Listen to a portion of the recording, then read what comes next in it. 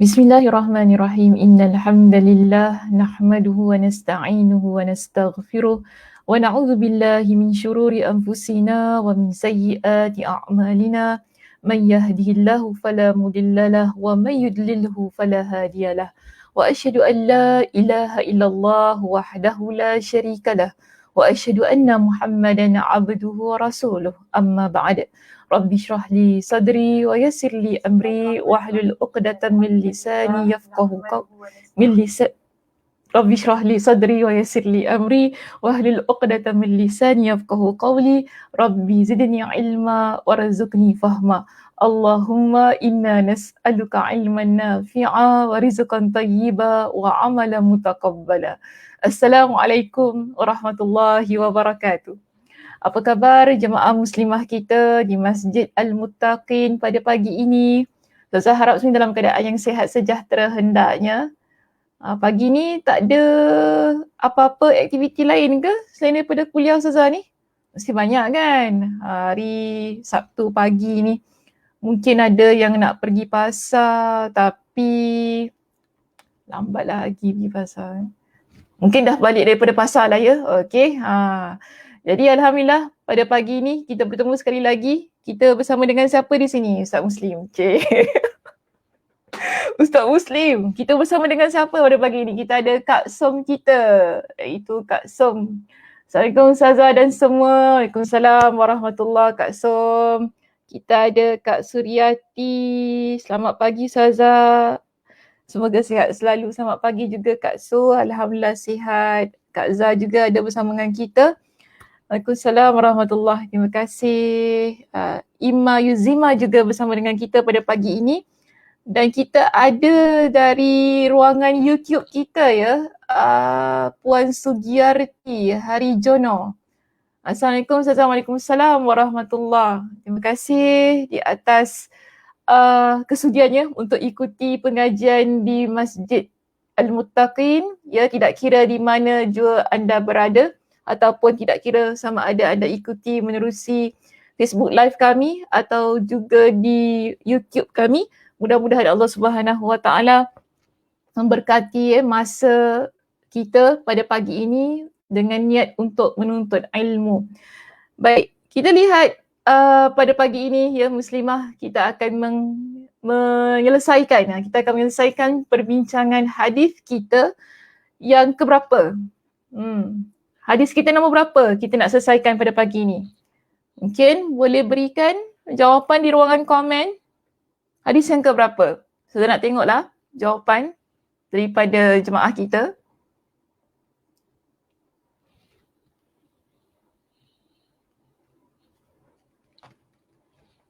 Hadis yang ke-36. Ada yang lain untuk berikan jawapannya? Kak Aisyah juga letakkan hadis yang ke-36. Kak Som juga, maknanya betul lah ni. Ada tiga jemaah kita yang menyebutkan bahawa kita akan selesaikan pagi ini hadis kita yang ke-36. Baik, jadi hadis kita yang ke-36 sebagaimana biasanya hadis ini bertajuk, sebentar ya. Hari ini banyak kesilapan teknikal ya, minta maaf. Hadisnya bertajuk yang 30 amal-amal kebaikan. Okey, amal-amal kebaikan. Jadi sebagaimana biasanya hadis ini dia adalah hadis yang panjang. Kita dah bincangkan ya, banyak berkenaan dengan hadis ini daripada tahun lepas, tak habis-habis hinggalah kepada tahun ini kita bawa hadis tersebut yang banyak membincangkan berkenaan dengan amal-amal kebaikan yang Nabi SAW tunjukkan kepada kita ya, supaya kita dapat amalkan dalam kehidupan kita. Jadi hadisnya agak panjang dan banyak pengajaran yang boleh kita ambil menerusi perbincangan hadis ini.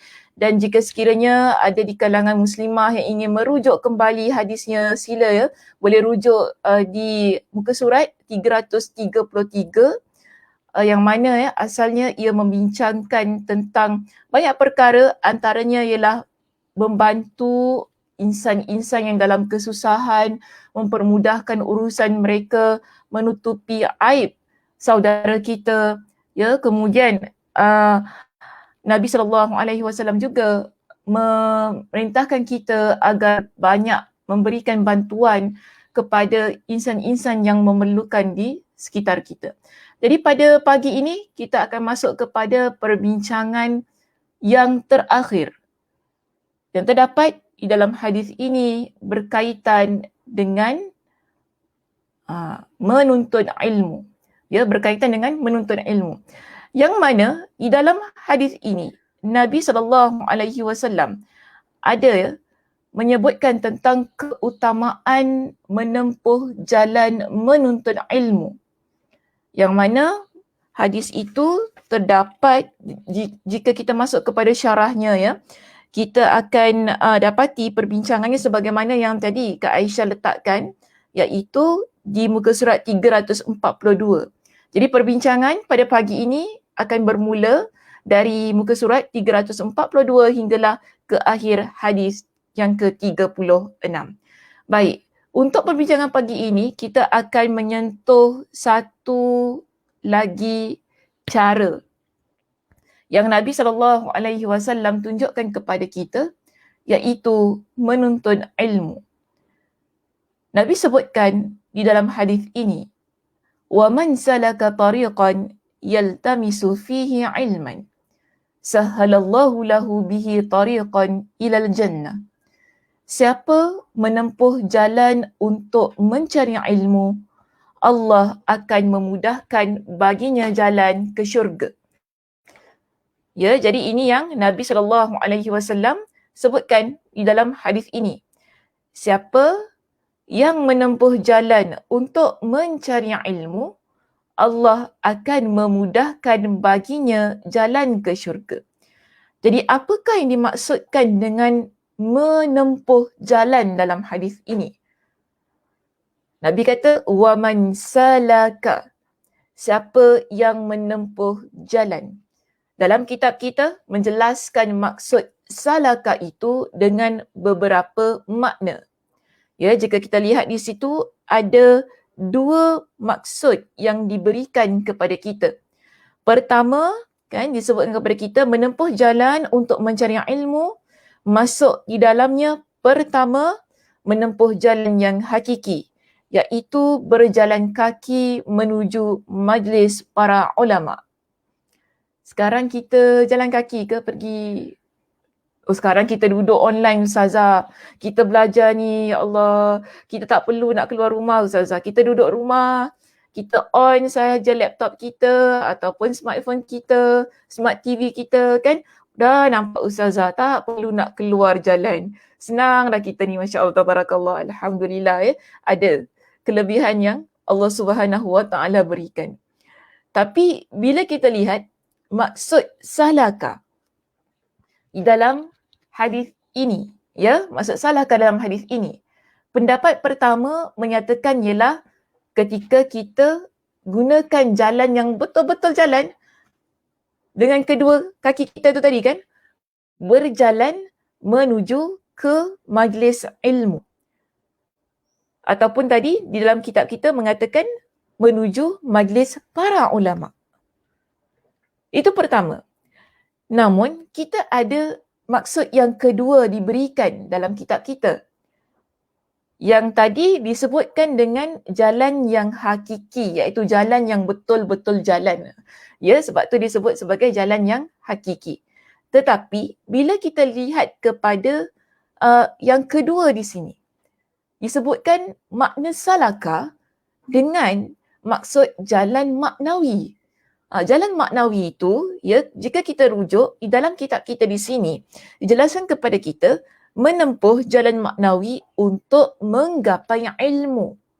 Seperti menghafal, mengkaji, berdiskusi, meneliti, mencatat dan usaha untuk memahami ilmu. Serta hal-hal semacamnya dari jalan-jalan maknawi yang dapat menjadi sarana untuk mendapatkan ilmu. Jadi dengan maksud yang kedua ini, ya Muslimah, kita dapati bahawa salaka, menempuh jalan itu adalah satu keadaan yang kita lakukan berkaitan dengan pembelajaran dan pengajian. Apa-apa yang berkaitan dengan pengajian kita, dengan pembelajaran kita, yang mana kita buat itu untuk menuntut ilmu tadi, ia dipanggil sebagai salaka. Keadaan kita menempuh bagi mendapatkan ilmu. Sebab tu tadi dia kata untuk menggapai ilmu, untuk mendapatkan ilmu. Maka dalam hal yang sedemikian, bila kita kata kita hafal subjek kita, ataupun kita kaji, kita baca, kita ulang kaji, kita dengar, kita duduk sebagaimana tadi saya sebutkan kita dah duduk online dah sekarang ni kuliah kan. Kita ada usaha tadi untuk melakukan perkara-perkara yang membabitkan ataupun yang berkaitan dengan pengajian ilmu itu tadi, bagi kita menggapai ilmu tadi, semua hal-hal yang berkaitan dengannya. Bila kita buat discussion, ya, apa-apalah, kita mencatat, mungkin kita merakam, yang berkaitan dengan ilmu tadi, ia boleh dimaksudkan dengan salaka dalam hadis ini. Jadi kita ada dua maksud untuk waman salaka yang Nabi SAW sebutkan. Pertama, sekali lagi ya, saya tekankan, maksud yang pertama disebutkan sebagai maksud yang hakiki, iaitu jalan yang hakiki. Apabila kita keluar rumah kita ini, kita gunakan kedua kaki kita ini untuk berjalan menuju ke majlis-majlis para ulama, iaitu majlis-majlis bagi menuntut ilmu. Namun kita ada maksud yang kedua yang mana bagi ustazah, maksud yang kedua ini dia lebih bertepatan dengan konteks kita pada hari ini. Ya, iaitu kita gunakan ia dengan maksud yang maknawi.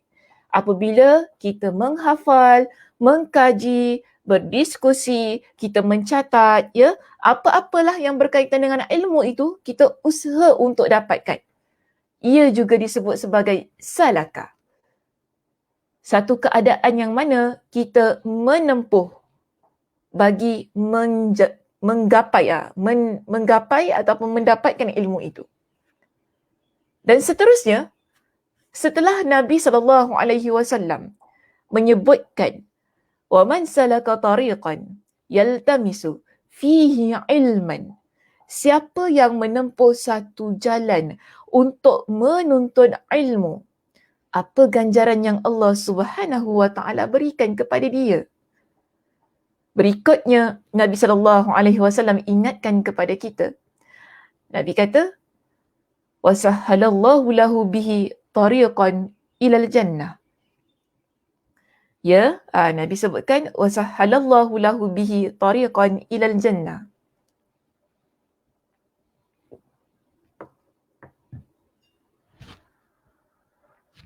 Maksudnya, Allah akan memudahkan jalan baginya, iaitu untuk ke syurga Allah Subhanahu wa taala. Maksud untuk Allah permudahkan jalan baginya menuju syurga Allah itu ada banyak. Dalam kitab kita juga memberikan banyak penjelasan daripada sudut syarahnya. Apa yang dimaksudkan dengan Allah berikan ataupun Allah permudahkan syurga untuk orang yang menempuh jalan bagi menuntut ilmu itu tadi. Adakah betul-betul Allah berikan syurga kepada dia atau bagaimana?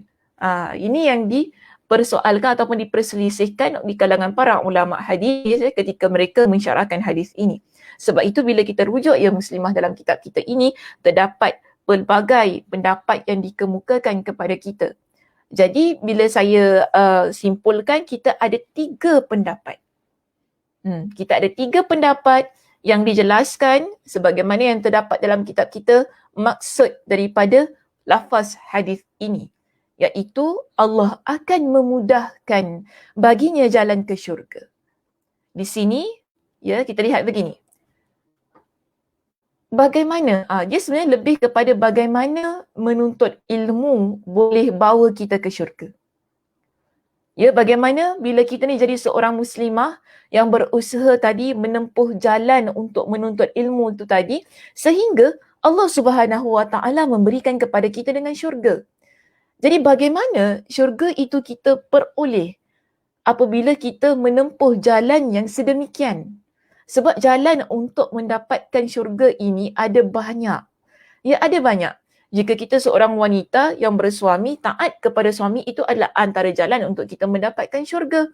Taat kepada ibu bapa, berbuat baik kepada kedua ibu bapa juga antara jalan untuk kita mendapatkan syurga. Hatta berbuat baik kepada insan di sekeliling kita juga antara perkara yang boleh memasukkan kita ke dalam syurga.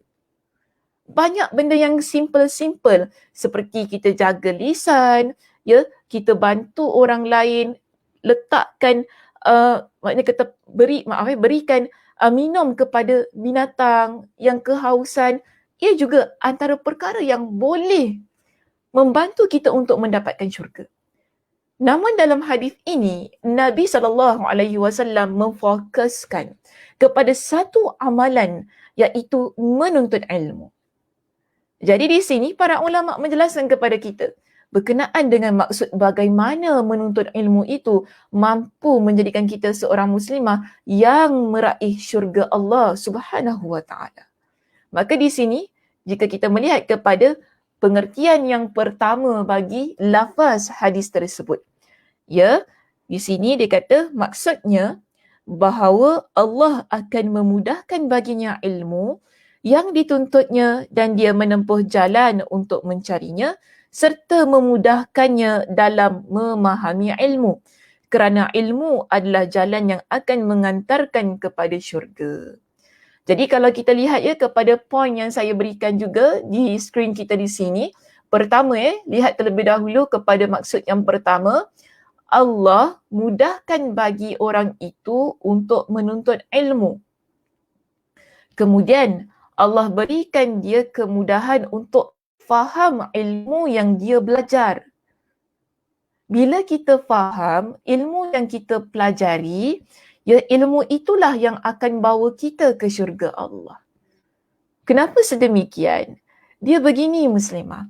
Bila kita belajar, kemudian kita faham apa yang kita belajar, lalu kita amalkan apa yang kita faham itu, inilah ruang untuk bawa kita ke syurga Allah. Contoh, dalam hadis yang ke-36, kita bincangkan banyak amal-amal kebaikan yang Nabi SAW berikan kepada kita untuk kita ini sebagai umat Nabi SAW mengamalkannya. Antaranya ialah bila kita dapat bantu orang lain yang memerlukan bantuan kita. Kita bantu untuk selesaikan hutang orang lain. Kita belajar tentang semua itu muslimah. Lalu kita faham bahawa kita perlu menjadi insan-insan yang sentiasa di kehadapan untuk membantu insan yang memerlukan. Lalu kita beramal dengan apa yang kita pelajari itu. Inilah ruang yang mana boleh memasukkan kita ke dalam syurga Allah kerana kita telah melakukan kebaikan-kebaikan tersebut. Jadi maksud yang pertama begitu. Bila kita menuju satu jalan untuk menuntut ilmu, kan? Contohnya kita usaha untuk bangun pagi sikit ataupun kita usaha untuk memperuntukkan masa kita duduk di hadapan laptop kita, depan smartphone kita untuk ikuti kuliah contohnya. Ini usaha, ini jalan untuk kita menempuh bagi mendapatkan ilmu itu tadi. Kita ada usaha bukan? Okey. Dalam keadaan kita berusaha itu tadi, kita mencatat, kita buka kitab kita tulis, kita usaha untuk ingat apa yang Ustazah syarahkan, dan kita usaha untuk faham. Orang yang begini, menurut kepada pendapat yang pertama tadi, Allah mudahkan bagi dia. Allah mudahkan bagi dia. Allah bagi dia faham, Allah berikan kefahaman kepada dia. Bila dia faham, lalu dia amalkan, itulah ilmu yang akan bawa dia ke syurga Allah. Kita lihat kepada maksud yang kedua di sini. Maksud yang kedua, dikatakan kepada kita, boleh juga Yang dimaksudkan adalah bahawa Allah memudahkan bagi penuntut ilmu apabila yang menjadi niatnya adalah mencari wajah Allah. Apabila yang menjadi niatnya adalah mencari wajah Allah. Apa maksudnya? Bila kita belajar dengan niat yang ikhlas kerana Allah. Dia begitu. Itu maksud mencari wajah Allah. Dan untuk mengambil manfaat dengannya dan mengamalkannya sehingga menjadi sebab baginya untuk meraih hidayah Allah dan juga menjadi sebab baginya untuk masuk syurga. Sekali lagi ya, kita lihat di sini. Fokus kepada yang kedua ya, Muslimah. Lihat kepada yang kedua itu. Bila kita melihat lafaz hadis tadi, ya, menerusi maksud yang kedua, kita dapati begini. Allah mudahkan jika niat kita belajar kerana Allah. Kemudian, atas niat itu, ya, dengan niat tadi tu kan, kerana Allah, kita ambil manfaat daripada apa yang kita belajar, lalu kita amalkan ilmu kita. Di sinilah kita kata bahawa ia merupakan antara jalan untuk kita menuju ke syurga Allah. Dan kadang-kadang Allah memudahkan bagi seorang penuntut ilmu, disiplin ilmu lainnya yang boleh dia ambil manfaatnya juga. Sehingga hal itu pun boleh menghantarkannya ke dalam syurga Allah. Jadi niat itu juga penting. Ya, ketika kita belajar ini, niat kerana Allah amat penting. Ramai orang belajar tetapi belum tentu niatnya adalah kerana Allah. Justru, ya Muslimah semuanya, bila kita ni belajar agama, kan, contohnya di sini, kita ikuti pengajian ilmu agama ini, pastikan kita tetapkan niat kita ikhlas kerana Allah. Pernah kan kita dengar? Ataupun saya tak tahulah, mungkin saya pernah di sini ataupun di mana, banyak kali juga saya kongsikan tentang sebuah hadis yang mana antara insan yang Allah Subhanahu Wa Taala adili di hari kiamat yang pertama, antara. Sebab yang Allah adili ni ramai, tapi antara insan yang Allah adili di hari kiamat ini, yang terawal ni, ialah mereka yang belajar dan mereka yang mengajar. Jadi Allah tunjukkan kepada orang yang belajar ini dan juga mengajar. Belajar dan mengajar. Ini dua-dua adalah kita panggil sebagai jalan menempuh untuk mendapatkan ilmu. Orang yang belajar, dia juga menempuh jalan untuk mendapatkan ilmu. Sama juga orang yang mengajar. Dia juga menempuh satu jalan untuk mendapatkan ilmu Allah. Jadi ditunjukkan kepada dia ini dengan ganjaran, dengan pahala, dengan apa-apa yang keutamaan-keutamaan yang layak diterima oleh mereka yang belajar dan mengajar. Jadi Allah tanya kepada dia, apa yang menyebabkan engkau layak untuk mendapatkan semua keutamaan-keutamaan itu? Dia kata kepada Allah, kerana aku adalah orang yang belajar dan mengajar kerana engkau, wahai Allah. Tapi Allah kata kepada dia, kadzabta. Engkau dusta. Allah Subhanahu Wa Taala Maha mengetahui apa yang ada dalam hati kita Muslimah. Kita boleh menipu orang di sekitar kita, tetapi kita tidak boleh menipu Allah Subhanahu Wa Taala. Apa-apa yang ada dalam hati kita ini, Allah Subhanahu Wa Taala Maha mengetahui. Sebab itu dalam hadis tersebut, Nabi kata, dalam peristiwa itu Allah kata kepada lelaki tersebut, kadzabta, engkau bohong. Engkau belajar, engkau mengajar, yang mana engkau buat semua itu bukan sebab engkau buat kerana aku, tetapi kerana engkau ingin digelar sebagai ilmuwan. Kerana engkau ingin digelar sebagai orang yang bijak pandai, orang puji, orang puja engkau sebagai seorang ahli yang pakar dalam ilmu engkau. Itu sebenarnya bukan kerana aku. Apa yang berlaku kepada orang ini? Allah perintahkan malaikat untuk mengheret dia dengan wajahnya lalu dicampakkan ia ke dalam api neraka. Beza. Orang yang belajar kerana Allah, niatnya kerana Allah, ya, Allah Subhanahu Wa Taala akan tempatkan ia dalam syurga Allah. Namun, jika kita belajar kerana ingin mendapatkan pujian manusia supaya orang nampak kita, oh rajin betul dia tu, hari-hari ikut kuliah Ustazah Sakinah, Masya Allah Tabarakallah, kita nak orang angkat kita kan, mana-mana asyik muka dia je macam gitu kan. Kita pun ada niat yang sedemikian dalam hati kita ni. Hati-hati muslimah. Ya, hati-hati. Bimbang. Kita mendapat ancaman sebagaimana yang terdapat dalam hadis yang baru saya bacakan tu tadi. Sebab itu dalam keadaan kita menuntut ilmu ini, perlu sangat-sangat kita memperbaharui niat kita. Kenapa belajar? Kenapa sanggup bangun pagi, duduk kuliah ini? Ialah kerana Allah Subhanahu Wa Taala.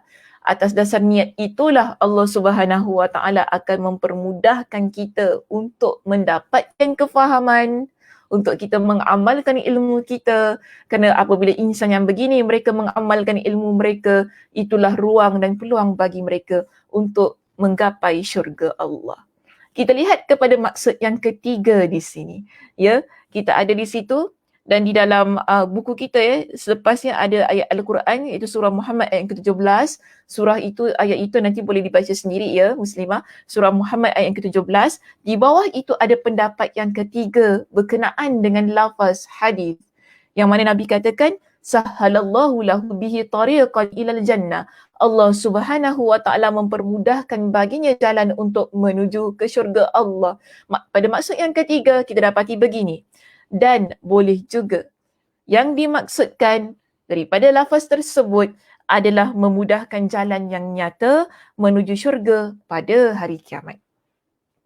Okey, jalan yang nyata menuju syurga pada hari kiamat iaitu as-sirat, juga pelbagai huru-hara yang terjadi sebelum dan sesudahnya. Allah akan memudahkan bagi penuntut ilmu mendapatkan manfaat darinya.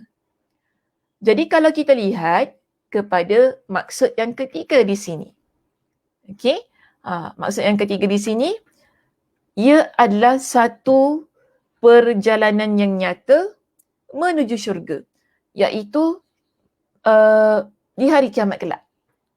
Okey, di hari kiamat kelak Allah akan permudahkan untuk orang yang dia belajar tadi.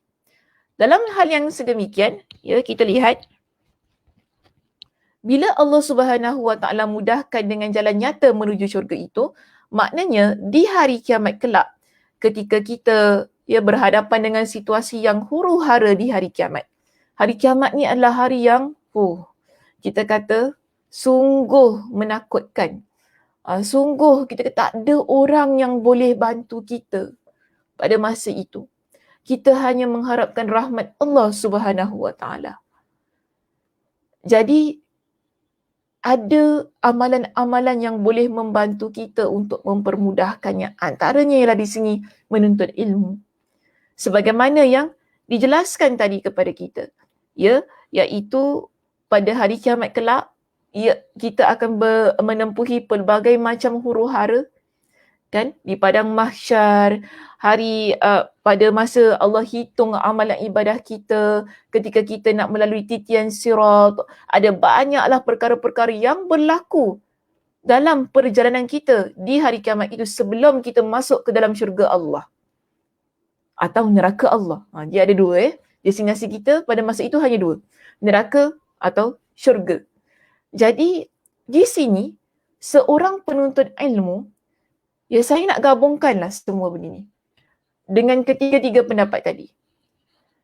Belajar kerana Allah. Dia belajar kerana Allah. Di situ Allah akan mudahkan bagi dia untuk dia tempuh perjalanan menuju ke majlis ilmu.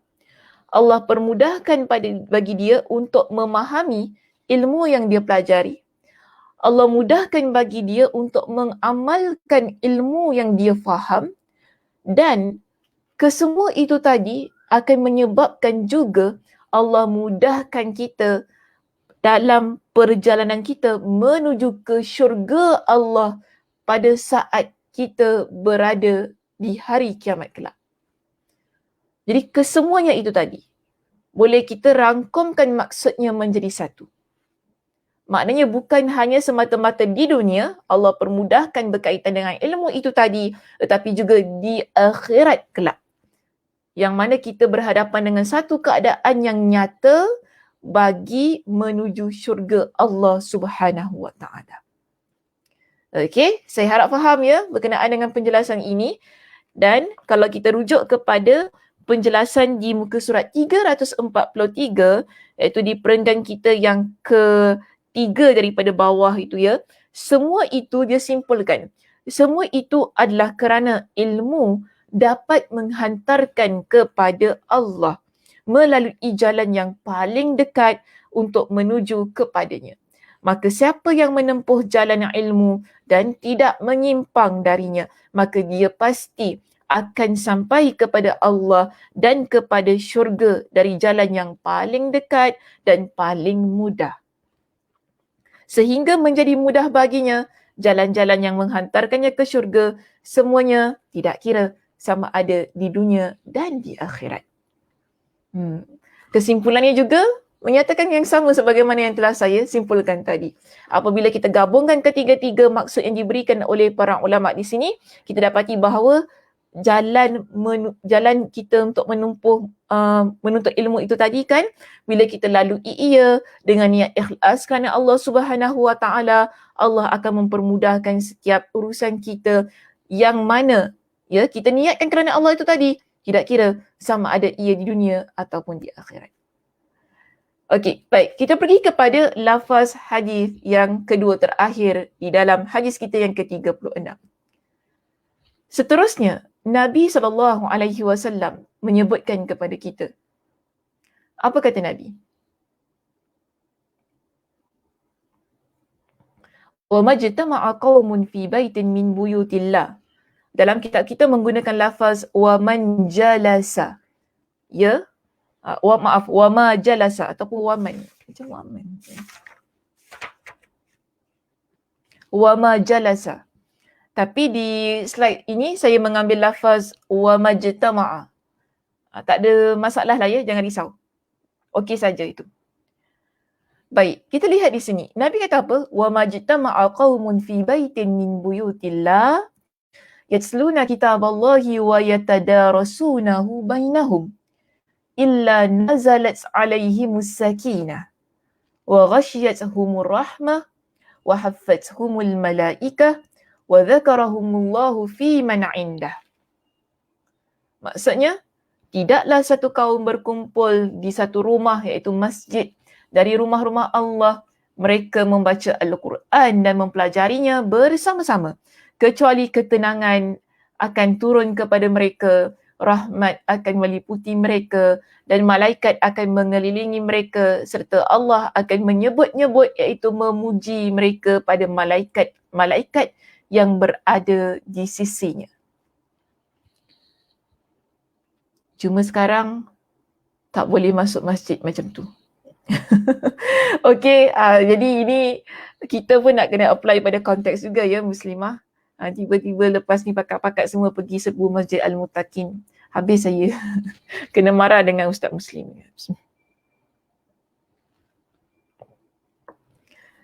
Betul lah ya.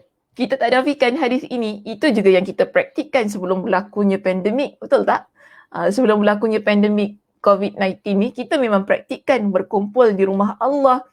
Hatta kuliah kita ni pun kita kata kan, kita duduk dalam rumah Allah, kita berkumpul di rumah Allah bagi mencari ilmu Allah itu tadi. Kita letakkan dalam keadaan diri kita berada dalam rumah Allah untuk berkumpul bersama dengan teman-teman kita bagi mendengarkan ilmu. Jadi Nabi SAW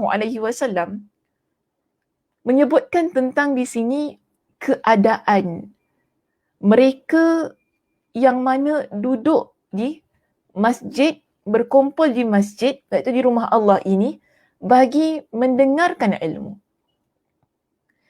Dan jika kita rujuk kepada penjelasan ataupun syarah yang diberikan oleh Imam Ibn Rajab Al-Hanbali dalam kitab ini, di muka surat 344 ya Muslimah, di sini dijelaskan kepada kita berkenaan dengan sunnah. Disunnahkan duduk di masjid-masjid untuk membaca dan mengkaji Al-Quran. Ini jika dibawa kepada makna mempelajari dan mengajarkan Al-Quran. Kalau kita belajar Al-Quran, kita mengajar Al-Quran di masjid dalam keadaan yang sedemikian tadilah ya, yang Nabi SAW sebutkan, ini kita panggil ia sebagai maksud yang mutlak daripada hadis ini. Tapi ada juga maksud yang lebih umum. Ya, maksudnya kita duduk apa jua pengajian ilmu, contoh kuliah duha ke, kuliah maghrib kan, ataupun kita hadiri apa-apa kursus yang dianjurkan oleh pihak masjid, yang diadakan di dalam masjid. Kita berkumpul tadi kan, demi untuk mencari ilmu Allah itu tadi.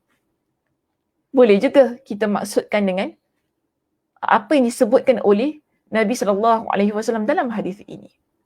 Sebab itu di sini kita lihat begini. Duduk dalam pengajian ilmu ini adalah satu perkara yang sunnah dalam keadaan yang sedemikian. Ya, dijelaskan kepada kita sunnah duduk di masjid untuk membaca dan mengkaji Al-Quran. Maksudnya belajar dan mengajar Al-Quran. Tetapi majoriti ulama berdalil atas disunnahkan berkumpul untuk mengkaji Al-Quran secara umum. Secara umum itu maksudnya ialah apa-apa yang berkaitan tentang pengajian Al-Quran. Dan bila kita membincangkan tentang ilmu-ilmu agama kita, tak kiralah ya, kalau kita belajar ilmu fiqh ke hadis, kan macam kita belajar sekarang kan hadis, ataupun apa-apa berkaitan dengan pengajian Islam kita, di sana pasti ada hal-hal yang menyentuh tentang ayat Al-Quran. Betul tak? Ada ayat Al-Quran yang disampaikan kepada kita, yang diberikan ia sebagai dalil untuk dibincangkan dalam, walaupun kita kata ia bukan pengajian Al-Quran. Jadi di sini tidak menjadi salahnya dilihat ia dengan maksud yang lebih umum.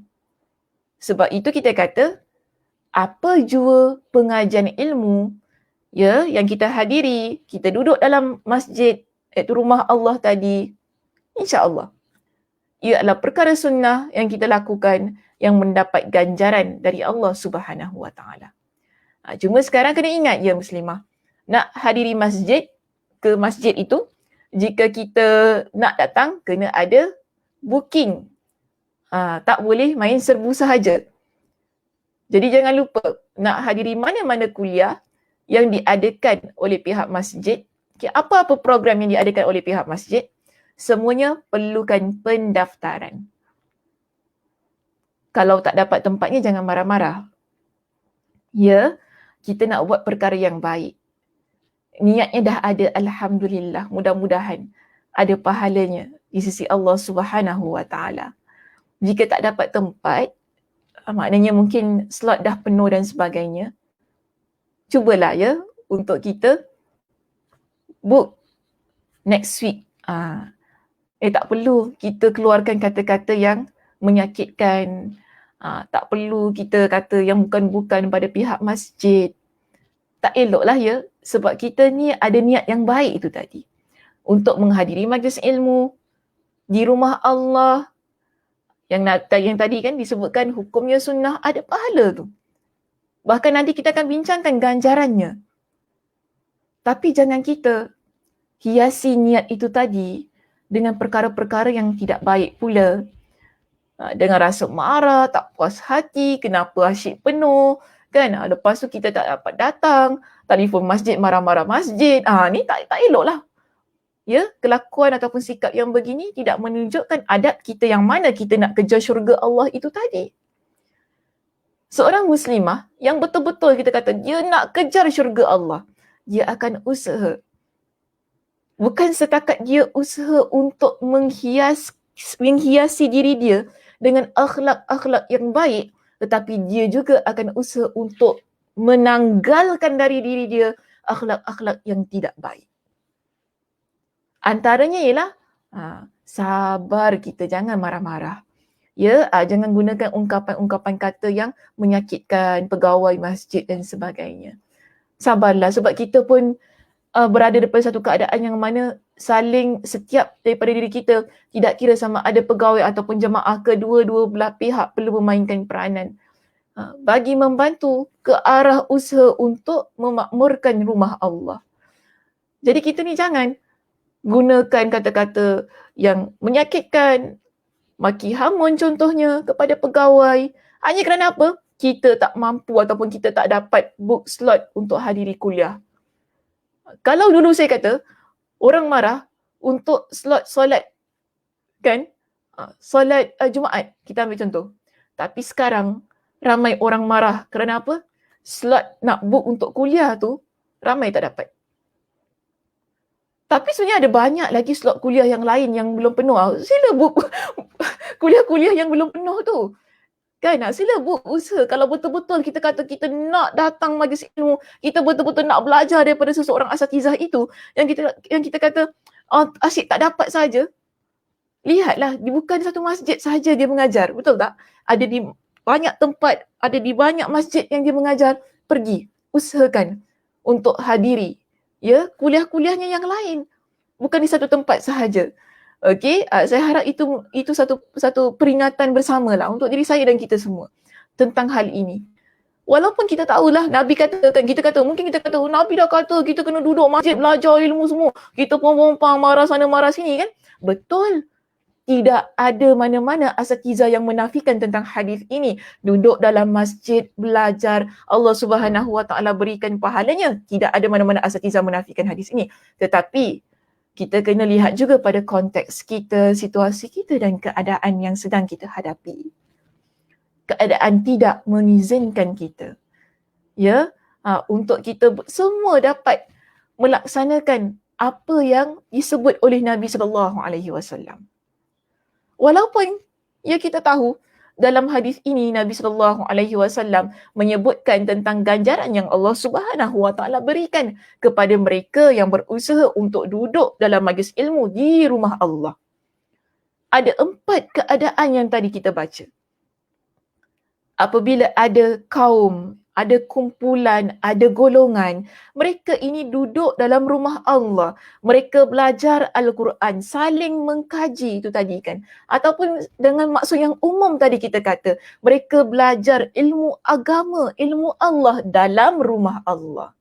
Apa yang akan berlaku kepada mereka? Allah Subhanahu Wa Taala akan turunkan kepada mereka dengan sakinah.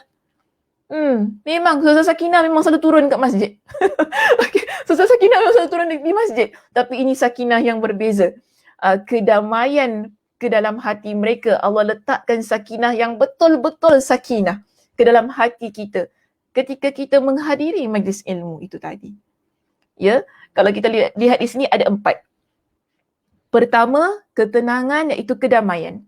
Dalam kitab kita di muka surat 345, ya, di muka surat 345, dia bahagikan. Ada pertama, kedua, ketiga dan keempat. Jadi pertama, disebutkan kedamaian turun kepada mereka. Mereka yang berusaha tadi untuk hadiri majlis ilmu di rumah Allah.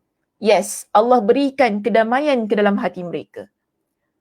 Okay, Ustazah tak nak discuss panjang tentang hal itu. Nanti boleh rujuk lagi dalam kitab kita, diberikan kepada kita dengan satu dalil yang lain.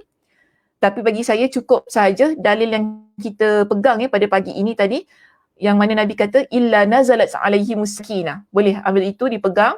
Yang kedua, apa ganjaran yang Allah berikan kepada mereka? Allah turunkan, Allah kelilingi mereka dengan rahmat Allah. Rahmat Allah ni maksudnya kasih sayang Allah, kan? Perhatian dari Allah, Allah permudahkan. Ini semua dipanggil sebagai rahmat dari Allah.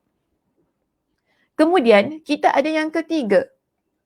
Yang ketiga, di sini disebutkan kepada kita, para malaikat akan mengelilingi orang yang berada dalam majlis ilmu yang mana mereka duduk dalam rumah Allah, iaitu di masjid Allah. Okey, jadi di sini Nabi kata malaikat akan mengitari mereka, mengelilingi mereka, diletakkan dalam kurungan di situ dengan sayap-sayap mereka. Kita memang tak nampaklah ya muslimah keadaan itu. Sebab itu penting kita ni belajar kerana Allah. Ya, perbaiki niat kita kenapa menghadiri majlis ilmu di masjid. Sebab yang duduk bersama kita ini adalah para malaikat yang menunjukkan atas redha mereka di atas apa yang kita lakukan. Jadi adab menuntut ilmu, jaga, kan antara niatnya perlu diperbaharui, diperhalusi lagi niatnya kerana Allah Subhanahu Wa Taala. Adab-adab dalam kelas, ya. Jangan-jangan ustazah ni masa tengah syarah kat depan, kita duk mengumpat, kawan kita pula kat belakang. Ada orang macam itu, betul. Dia duk sibuk, sok-sek kat belakang. Dengar dia bisik-bisik, gelak-gelak, dua orang kat belakang. Tak boleh lah begitu. Jaga adabnya. Sebab malaikat itu duduk dalam majlis ilmu. Memerhatikan kita juga. Ya, keadaan kita ni bagaimana ketika kita berada dalam sebuah majlis yang membincangkan ayat Allah, yang membincangkan hadis Nabi SAW. Begitu juga muslimah, bila kita ni ikuti kuliah online ni, jaga juga adab kita. Jangan duduk terpungkang atas katil ke. Duduk atas katil, Ustazah Sakinah cakap, perempuan aku dengar, tengok kata-kata yang itu kan kita dengan ideal basi kita dekat atas katil. Tak bolehlah gitu. Adab kita ni bagaimana ketika kita belajar? Walaupun kita kata kita belajar secara online. Sebab apa? Kita nak belajar ini adalah ilmu Allah. Kita nak dengar ayat-ayat Allah. Kita nak dengar hadis Nabi SAW. Dan kita nak baca tentang perbincangan para ulama berkenaan dengan hadis dan juga ayat Al-Quran itu tadi. Jadi adab kita ni perlu jaga baik-baik. Okey? Dan seterusnya yang keempat di sini, kita lihat ya, keadaan yang bagi saya Masya Allah Tabarakallah. Untuk orang yang duduk dalam masjid ini, dia belajar. Allah sebut nama mereka sebagai satu bentuk yang mana untuk membanggakan mereka ini kepada siapa? Kepada para malaikat yang ada di sisi Allah. Nama kita Allah sebut-sebutkan ya di kalangan para malaikat yang dekat dengan Allah Subhanahu Wa Taala. Jadi bayangkan kalau niat kita tadi bukan kerana Allah. Kita akan hilang ganjaran ataupun nikmat yang seharusnya kita dapat tadi.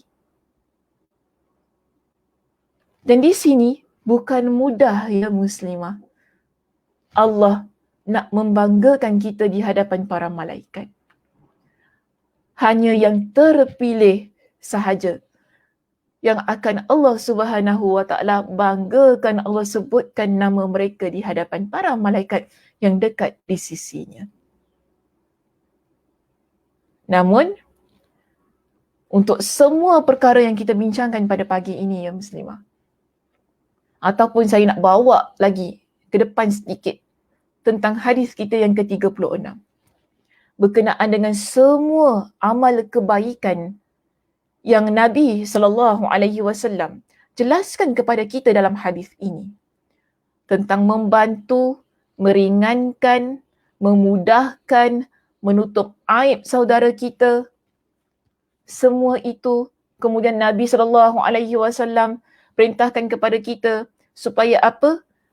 Belajar tadi kan, menuju ataupun menempuhi jalan untuk menuntut ilmu. Dan kita bincangkan tentang memperbaiki niat kita, menjaga adab kita. Semua ini adalah amalan yang kita lakukan bagi mendapat ganjaran-ganjaran yang telah Allah Subhanahu Wa Taala janjikan untuk kita. Nabi SAW tutup hadis ini dengan satu lafaz. Apa kata Nabi? Nabi kata begini, ya, Nabi perintahkan kepada kita supaya kita ni menjadi insan ataupun hamba Allah yang beramal soleh. Namun Nabi kata gini kepada kita, wa man batta'a bihi amaluhu lam yusri' bihi nasabuhu. Siapa yang lambat amalnya, maka nasabnya tidak juga mempercepatkannya, iaitu meninggikan darjatnya. Nasabnya tak boleh meninggikan darjatnya. Cuba lihat di muka surat 346, ya, ketika Imam Ibn Rajab Al-Hanbali mensyarahkan hadis ini, beliau katakan begini, ya, amallah yang akan menyampaikan hamba kepada darjat-darjat yang tinggi di akhirat. Maka siapa yang amalnya tidak boleh menyampaikannya kepada kedudukan-kedudukan yang tinggi di sisi Allah Subhanahu wa ta'ala, maka garis keturunannya tidak akan pernah boleh mempercepatkannya untuk mendapat ataupun meraih darjat-darjat tersebut. Maknanya apa? Kita perlu menjadi muslimah yang beramal soleh sebanyak-banyaknya. Amal soleh itulah yang akan meninggikan derajat kita di sisi Allah Subhanahu wa ta'ala. Bukan keturunan kita.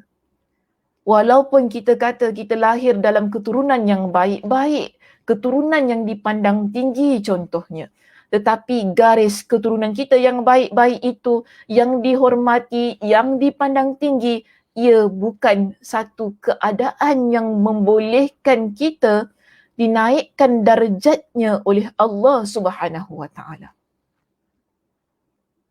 Yang menjadi penentu darjat kita di sisi Allah adalah amal kita. Siapa yang lambat dalam amalnya, maka lambatlah ia untuk dinaikkan darjatnya. Kita tak boleh, kita rasa, oh aku ni keturunan baik-baik, orang pandang tinggi aku ni, kan? Kita rasa kita dah bagus. Tetapi jangan lupa, penilaian Allah, penilaian di sisi Allah bukan begitu. Kerana Allah lihat amal kita bagaimana. Maka sebab itu, ya, kita lihat begini. Keturunan tidak pernah boleh mengangkat darjat diri seseorang.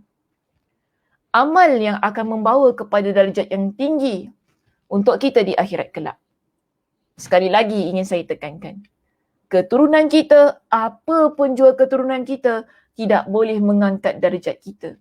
Jadi jangan kita berpada dengan apa yang kita miliki ataupun dengan apa yang orang pandang pada diri kita. Mungkin orang lihat kita ni sebagai insan yang baik-baik. Orang pandang tinggi pada kita, orang hormat pada kita, orang respect kita. Namun, itu belum tentu ada pada pandangan Allah Subhanahu wa ta'ala. Ini kerana Allah beri ganjaran berdasarkan amal kebaikan kita. Allah tidak berikan ganjaran berdasarkan kepada keturunan yang kita miliki. Wallahu a'lam bissawab. Terima kasih Muslimah ya atas perhatiannya. Alhamdulillah ya selesai kita membincangkan hadis kita yang ke-36 pada pagi ini. Masya-Allah tabarakallah, hadis yang begitu panjang setelah beberapa sesi dah masuk dah tahun daripada 2020 hingga 2021, akhirnya berjaya juga kita menyelesaikan hadis ini.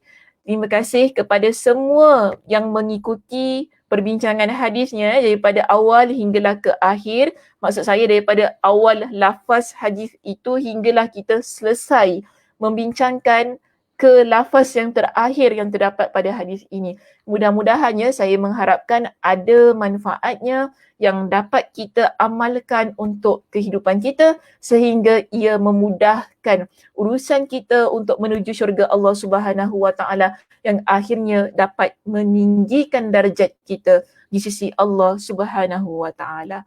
Okey, ada apa-apa soalan yang ingin diajukan kepada saya? Mungkin saya boleh ambil satu atau dua soalan. Dipersilakan Muslimah.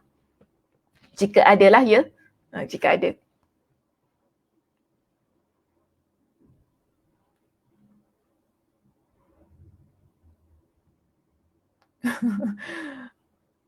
Usaha datang awal untuk duduk depan ustazah. Kalau datang lambat, jangan marah, kena duduk belakang, sabar. Yelah ya. Satu perkara yang perlu sabar juga. Jangan marah-marah. Belajar ni, nak belajar jangan marah-marah. Ada lagi. Anissa Hassan. Setuju ustazah? Usaha book on the dot. Ada rezeki, Alhamdulillah. Tak ada, tengok online je. Tak perlu marah-marah. Betul? Ada rezeki kan? Belajar ni juga rezeki juga kita ni kan. Jadi jangan marah-marah. Jadi usahalah, usaha tu penting. Kalau kita tahu kan kita nak datang kuliah tu tadi kan, bila buka saja registration, pendaftaran, teruslah kita daftar. Jangan tunggu, tak apalah petang nanti, tak apalah malam nanti, tak apalah esok pagi. Bila kita tunggu-tunggu begitu, bila dah slot tu dah tutup, kita pula marah. Jadi janganlah salahkan orang lain kan. Jangan salahkan itu orang, alah dia ni mesti Sakinah punya followers semua dia bagi dulu. Mana boleh cakap macam tu? Saya pun tak tahu apa-apa kan. Dia kata ni semua Sakinahnya followers apa ni. Tak boleh lah salahkan saya juga. So atas usaha kita lah ya Muslimah. Jadi kalau tak dapat slotnya, Alhamdulillah pihak masjid juga berikan kepada kita dengan ruang untuk belajar secara online sebab kita tahu kita buka pun untuk slot yang terhad. Dan yang menghadiri kuliah kebiasaannya ramai. Jadi kalau mereka yang tak berpeluang untuk register, sila lihat kita Facebook live kita, kan di YouTube juga kita buat YouTube live untuk memudahkan kita belajar. Jadi kalau kita marah-marah, bimbang hilang pahalanya. Padahal niat nak datang majlis ilmu tu dah ada tu. Bagus tu tadi. Ya, Alhamdulillah. Okey, baik Muslimah. Saya rasa kita tidak ada soalan yang diajukan kepada saya. Jadi semuanya di sini, Alhamdulillah, terima kasih. Ya, di atas perkongsian ilmunya Ustazah ya, sama-sama semuanya. Jadi mudah-mudahan Allah Subhanahu Wa Taala berikan kepada kita dengan kesihatan, kelapangan masa untuk kita bertemu sekali lagi di minggu hadapan, di masa yang sama, di masjid yang sama, itu Masjid Al-Muttaqin. Jangan salah masjid ya. Saya memang selalu salah masjid. Tapi saya tak tahu kalau jemaah dia tersalah masjidnya. Okey, tapi kalau saya memanglah kadang-kadang saya tersalah masjid. Tersebut salah nama kan. Mudah-mudahan ya kita jumpa pada minggu hadapan di Masjid Al-Muttaqin di masa yang sama. Jadi saya tutup dengan tasbih kafarah. Subhanakallahumma wa bihamdika asyhadu an la ilaha illa anta astaghfiruka wa atubu ilaik. Assalamualaikum warahmatullahi wabarakatuh.